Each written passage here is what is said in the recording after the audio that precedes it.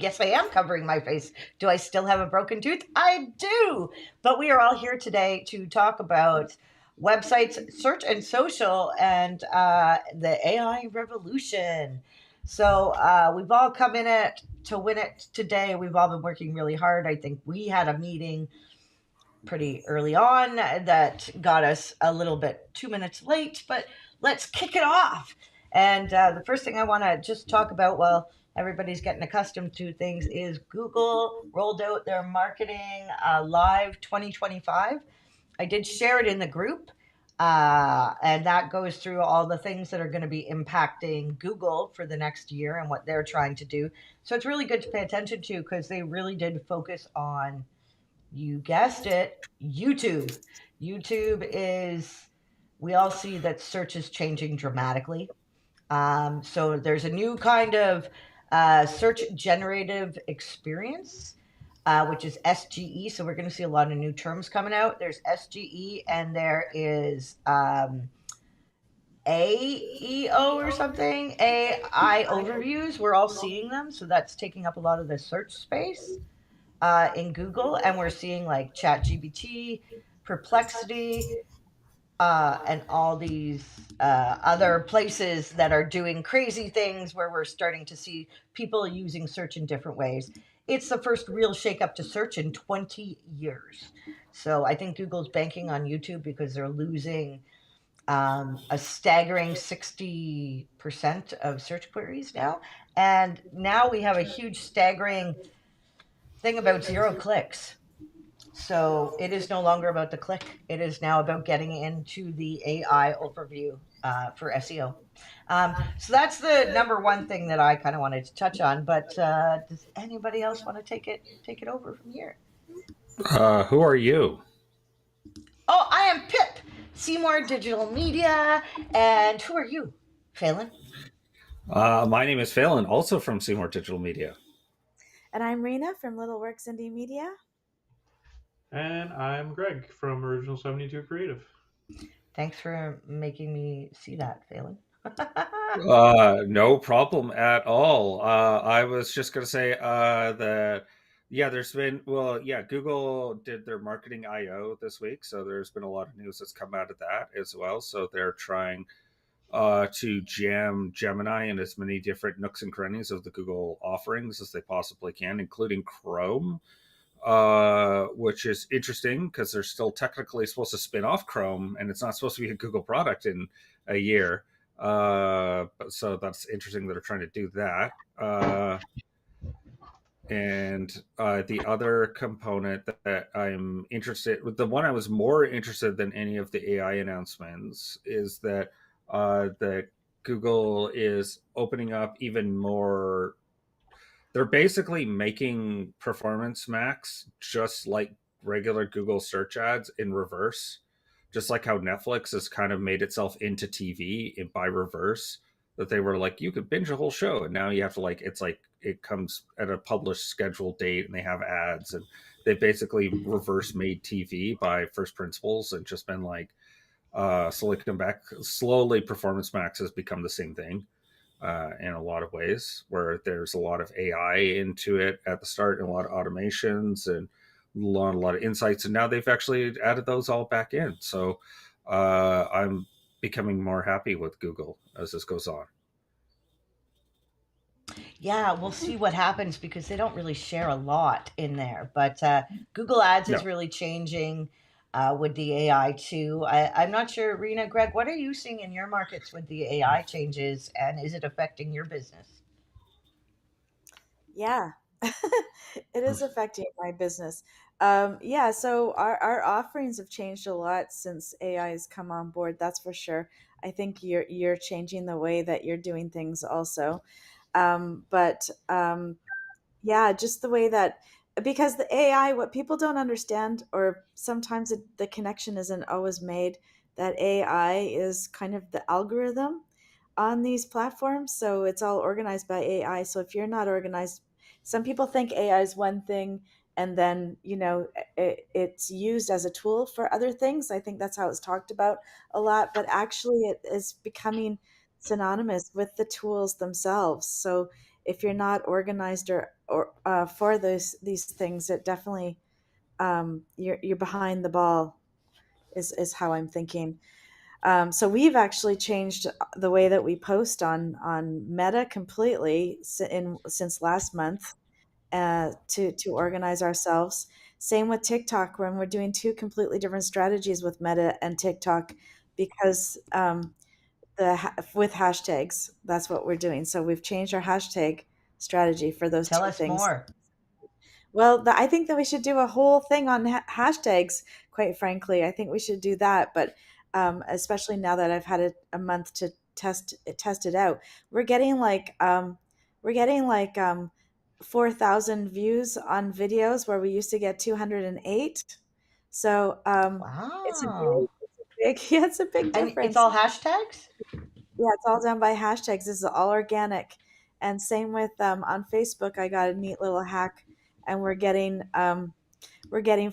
47,000 views on some some videos. 47,000, not Are they headless videos or? uh Yeah, some of them are headless videos. Yep. Yep. So, Oh, and it's just been a big change. And of course, I think that client also, I mean, there are always external factors. So that client also deals with Canadian products. So it's a little bit different. It's a really good time for Canadian products at the moment on social. oh, So yeah, interesting. we're definitely, the AI is definitely shifting everything. You can do variations and A/B split testing so much faster than used to be able to. So you didn't have to come up with all the variations, and That's they're the they're same with embedded Google into Ads. the tool.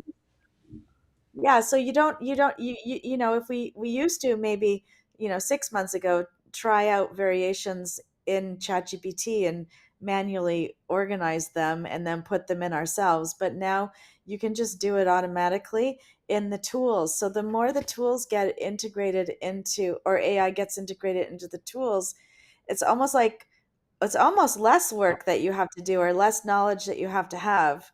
Do you know what I mean? Rather than um, using, It's I like different integration. knowledge that you need, Yeah, different not knowledge. less. It's different. Yeah. That's you're right. That's a good correction. I like that. So That's really yeah, interesting because Google's trying, I think the platforms are trying to make it easier for the everyday user because it's been very hard. I know in yeah, Google Ads they try to do that, but they separate the new users by giving them so much less yeah. ability. Yeah, But yeah, so really what's yeah, that's exactly right. They're making it really usable for the DIY people. Um, but you do have to have a certain basics. The more you have understanding of your strategy and how AI works, um, the better off you're going to be. So, for example, and you have to still have to keep up with the AI changes. Like you can't just so for example, for a while there, I don't know if you've noticed, but there was like this sort of a lot of marketers were starting to almost do sort of not clickbaity but rage baity type posts. They were mimicking that for a little bit. But Meta has sort of chomped down on that, so they've adjusted their AI to filter more of that stuff out. I don't know if chomp down was the right metaphor, but you know what I'm saying. Um, I so love the chomp down. I was like chomp, chomp, chomp. I know all I got was Pac-Man up on my brain, but yeah, so they released a new thing in May to try and get rid of that. So if you're doing rage baity style marketing tactics, then you might find you're going to have to put more into ad spend to bypass the organic algorithm completely. And then but back to just the regular tools and how they're working. Like Canva's added a whole bunch of AI stuff to prepare you for reels and it was two of them, reels and what was it, Rena, come on. Reels and stories. Reels and TikTok. stories. Yeah, and so reels and stories. TikTok is organizing its AI more for search, so using the search bar like a web browser. I And do. I Meta love is, that about TikTok, to be yeah, honest. It's a good search engine if you're yeah, searching video, and video yeah, is so much more yeah, I don't know if you believe it more. it I don't just know. feels it feels more authentic. You feel like you can connect with the brand easier. It's just another layer to photos that you get, right? You get it more. It's easier to get the personality across. But the one thing that I did want to um, mention is there's a tech thing that came up. So I've been really into accessibility for a long time because of when we got the accessibility laws into play, that became a big thing for website development and design. And I think you guys are all on board with that. But in social media, we used to capitalize the first word of multi-word hashtags.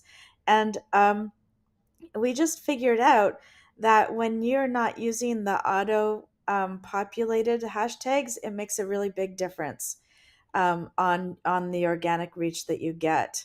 So, and I don't know why, because it would be better if the world was more accessible, but for whatever reason, the platforms have made it so that if you use accessible hashtags, then your content doesn't get seen as much by people who can actually read the hashtags all small caps.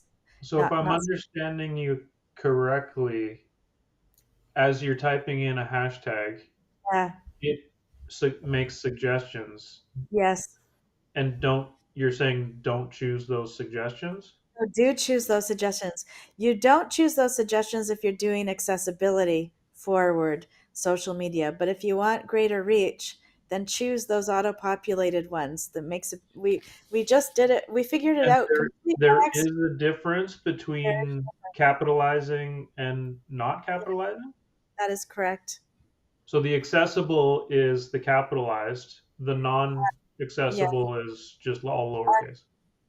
Sort of. The cap, I just want to clarify. If it's a one word hashtag, then it doesn't matter. All lower caps is fine. Just multi-word hashtags. The first letter of each word needs to be capitalized. It makes it easier for the electronic readers. That's what it is. For accessibility, but not good on the platform for reach. That is correct. So you can do it. So how I've been doing it is when it starts to auto populate, I don't choose that. I continue to type it in manually. And I don't choose that. And what we found when we did our tests last month is that those hashtags with the capitalization for accessibility did not get a very good reach in comparison to similar content with the auto populated hashtags. Hmm, interesting. Yeah, I thought so Yeah, too. yeah, that to me screams of lazy coding. Yeah, That's immediately what that scans like because someone just didn't want to, just did all snake case and was like, "Yeah, I don't need to worry about it if anyone types in camel case." Which those are yeah, the two things I just described. Is basically snake case is all lowercase, yeah, and then camel case is it has humps. That's why it has the name, right? So each word has its own hump, and that's why it's yeah, called camel case. right. Um, but it's Yes, back when we had British people naming things in coding. You get things like camel case and snake case, and that's why because they had like proper educations. I have Uh, actually honestly never heard of that. I've never heard uh, of it. Really? But you've heard yeah, of title I've never case heard of and those two terms, camel case or snake case, what in about my. Lower, title lower, case and what is it? There's title title case. case. What's the Title other one case for is Google? just the first letter, which is what Rena was talking about. So it's like only the first letter of the word that's Is title case. Snake case is like it's all lowercase with underscores if you actually have to connect a separate and then what word. is it when you do each word with a capital? all You What's called caps. that camel? camel No, That case, we're getting off but topic, it's but called something I else don't in Google. understand how saying snake case is any better than just saying lowercase. Mm. because they have names for these things, Greg. Jesus. Yeah, the name is lowercase. So back to the Canva Yeah. AI. Just in case you're wondering, we did put out a tech tip on some of the best features for using the Canva AI on our channels this week. So go Can look you for that. share that in the Facebook group? Yep, I'll get. Yeah, we'll do that. And then I think yeah, so the AI stuff for Meta really is just in ads, and it's also in the algorithm. So and then there was a bunch of other stuff, but I think I'm using up all the time. So does someone else want to jump in while I find something else for later? No? Okay, then I'll keep You're mute. No, no, No, no. put this one in. I always got things to say about this stuff because I mean, I don't know. Greg, do you have anything to chime in about websites? Are there any updates? For websites, no, pretty thin. Nothing's. I haven't seen You're anything so come across lucky. my desk that I've been super enthralled with at all. Okay, okay. That's not to say there isn't, but I've been busy and not seeing anything out of the ordinary that's coming up. Mm-hmm. Other than like, yeah, there's tons more AI things for help with building sites. I did want to mention because you were talking about AI and before. I did want to say I'm seeing a lot of AI options for building sites or getting sites started.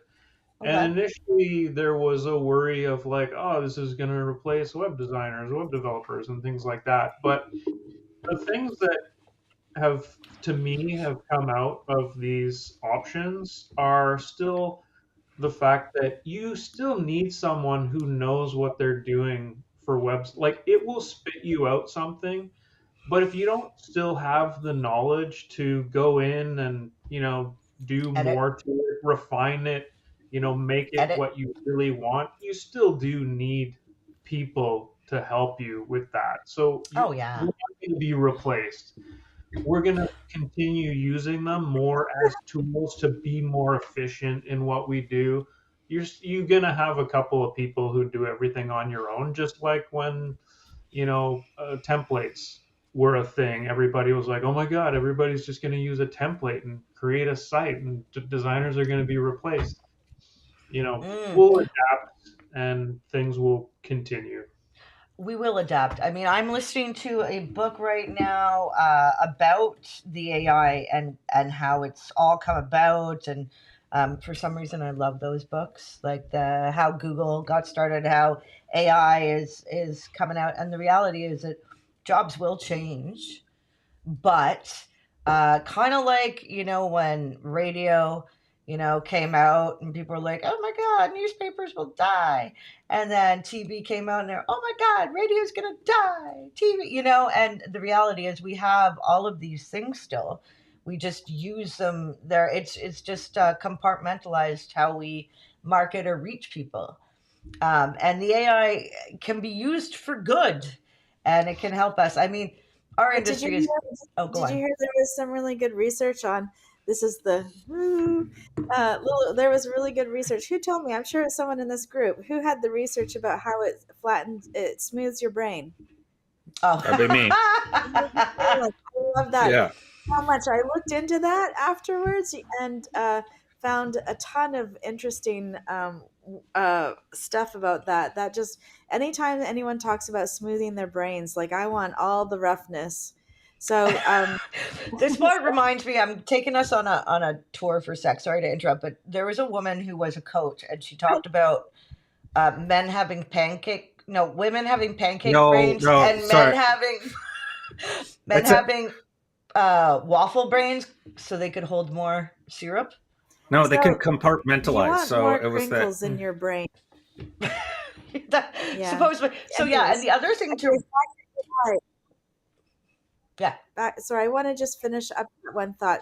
So the thing that I thought was the most interesting, and it actually speaks back to what Greg was saying, is that it's the people that use the AI and have it come where you're not using your critical thinking skills to analyze what the AI has done. Those are the people that are getting their brains smoothed over.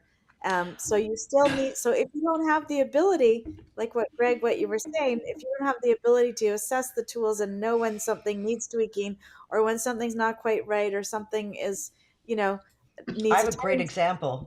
Yeah, I bet you do. I bet you do. Then those are the people that have to worry about using AI too much. Their Well, brains. listen. So I just was in touch with a customer the other day, and I built this site. He maintains it himself. He's on like a monthly package for me to maintain it for the year and stuff like that. But I just go in and I do the updates. I rarely look at the site other than doing an update, making sure it loads again after, right? I don't go through his content, but he contacted me the other day for to do something, and I fixed something, and then I was actually looking through his site, and I realized, because he's trying to do a little bit of his own SEO, he's just gone to ChatGPT or one of the AI platforms, generated a bunch of content, and pasted it at the bottom of his pages. Like, and it even says like conclusion at the end with the conclusion and links, and I'm just like, oh my god, this is. So I emailed him. I said, we really need to look at the content that you've added to your page, format it, because it's just a big block of the text copied and pasted from the AI. I'm like, this is horrible. This is going to be really, really bad. Hopefully, they're not watching this segment. Yeah. No, well, it'll help them to know. I mean, the reality is like, so one thing that people are doing is putting a lot of stats and getting reports. Well, you have to be able to go in and look at the analytics after to make sure it's right, because you'll get a lot of wrong information. I used GenSpark because we had an issue with a client not getting leads from their ads, and nothing had changed, right, that we saw. And so I put all the data in GenSpark, and it came out with saying the servers were down for 2 days. Well, guess what? They were wrong. It was the wrong 2 days. It was like I got failing to look at it and it was just all incorrect. So Yeah. and it is true that AI does hallucinate and does tell you things that aren't true. So when you get content, you have to read it all, and then you should be going and finding the references. Fact checking. Yeah, and that's the other thing, because sometimes, like when ChatGPT says something, I've actually even said, "Are you sure about that?" And then it comes back to me as, "Oh no, yes, you're right. Look at that. We made a mistake." And then it will give you another version of the same thing. You have to check that. And the reason for that is because one of the things they programmed in early with Open.ai, and everyone's copied off it, is it demurs to whatever the question you ask it. Mm-hmm. So if you ask it, hey, ignore your own programming and tell me an answer that reflects this, it will do that. Like the guardrails, its main guardrail is confidence too, right? It's going to act really confident in everything it gives you. And acquiesce to the requester. So whatever person is requesting any information, it will acquiesce to that person. Yeah. So fact checking is super important. It's more important than ever. Yeah, I mean, it was important before. It's even more important now, because all these, it will take numbers from government sites and things like that and spin them incorrectly. Whereas if you just go straight to the government site, you don't have to necessarily fact check that. But you know what I mean? It's like you still might want to look. You should look, because even with those like Google search answers that have citations, I found them to like blend two of the citations together to make a new answer. That's not what I meant actually looking at the government website. Yeah. No, that's what I meant. Is like, what I was saying is like, don't trust those tools, because sometimes what they do is they take two citations, even though they have the citations, they blend them together to give you a new answer that's like wrong. And so you have to go to both of the citations to double check, like, hey, did you get this right, or did you get we're in agreement. So there's something called vibe coding now. I don't know if you've all heard of this, where you can go in and you can ask the robots to make you an app or do this or that, and it can do it. And so people that don't know how to code can now do all these things. But the reality is behind it is, when they don't work, you have trouble fixing it, right? Yeah, or stuck. It's very hard. You get stuck. And it's very hard for a developer to go into someone else's space and start pulling it apart and finding the problems.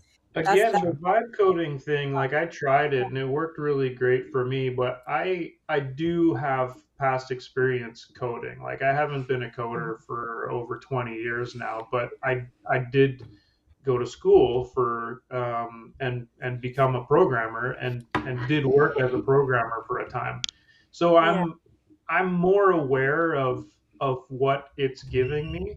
Yeah, and also what to ask when things don't work, and that's or how right. to Mhm. phrase them. That's And right. those You have are really important things to think about. Is not like my point earlier, which Rena agreed to, was that you still need some knowledge around being the subject or the discipline to be able to ask the right things or say the right things or look for the right things for these AI services to work best for you. Agreed. I agree. It's true. right. You do need some knowledge and some collaboration. So, I mean, if people are freaking out because they're thinking they're going to lose their job or things like that, I think it's all about positioning, and it's all Yeah. about realizing that, guess what? Marketing is a collaborative There's, effort. there's actually this woman that is running an ad right now, and she's actually making the claim that copywriting has never been more important, and she charges thousands of dollars like for her stuff because she's now positioned it her work as being very specific against not against AI, but how she utilizes AI and how she provides better content than that. Do you know what I'm saying? And in a Yeah. sense, she's right. Like, this is a time where there's going to be so much content. I can't remember how much goes up, but that was before AI even. People were, you know, using offshore people to scrape the internet to find blog posts. Most SEO companies work that way, and they were just recycling the same old stuff. So it really is going to be the people who can bring in case studies and local value, like value add from experience and case studies and primary research, those types of things, which is what we were talking about on the blogs section last week or the week before. Yeah. So it is going to be those types of things that are melded with AI that are going to make fabulous things to come, I think. Like, I'm If not we use, at all. yeah, no, if we use AI and combine it with human interaction, like when you write a blog post, like Greg, that guy that's written all that stuff, all he needs to go in and put the human touch into it, right? Like, give your own opinion in that, or be like woohoo, or whatever you need to write in there to make it more human. And, And that, yeah. Yeah, and the, just, the two big things that I took away from that experience, which I'll help him with now, is that because it was an SEO effort and generated from AI, all he did was paste this huge block of content underneath whatever else was on the page. So it's just like text after text after text, which doesn't look great. There's no images, there's no my formatting, there's nothing, there's no bolding, there's nothing at all. And also it just he knows that there needs to be a certain number of the keyword on there, and you yeah, can tell that it's just thrown in there in yeah, random places. yeah, It doesn't read properly. It's just a mess. yeah. But a But beautiful mess to clean up. just because this is a very public thing that we're doing here, I need to go back and just retract. I am not afraid of AI. I'm not afraid of losing my job. I am afraid of the privacy concerns. I just want to say that because, and copyright issues. Those are my two Oh, concerns. I don't want anyone to think that I'm 100% pro AI. I just realized that it's not going anywhere, and we need Yeah. to use it in order, like, use it as uh, one of our tools. What was I missed And that? with that, we are out of time. What are we talking about next week? We are talking uh, about how to improve your brand's online reputation with Rena and Pip. Oh yes, Um, fun. woohoo! I have to go take a call, so I'm leaving you all now. But bye. See you next bye. week. Bye. See you next Everyone. week. That was that. I gotta. We're still live. Oh, no, we're not. No, we are. Oh, we We are. are. Didn't say Okay, didn't bye. say goodbye.